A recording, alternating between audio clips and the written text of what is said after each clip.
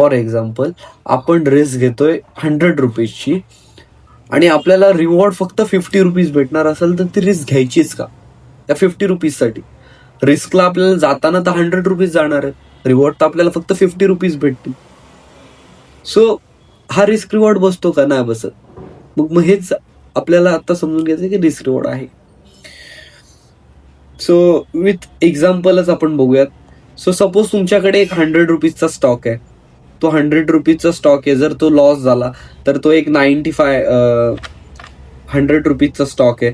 तो 100 रुपीजचा स्टॉक जर 95 रुपीज झाला तर किती रुपयाचा लॉस होणार आहे आपला? समजा 5 रुपीजचा. आणि आता तुमची रिस्कला किती आहेत? 5 रुपीज रिस्कला आहेत.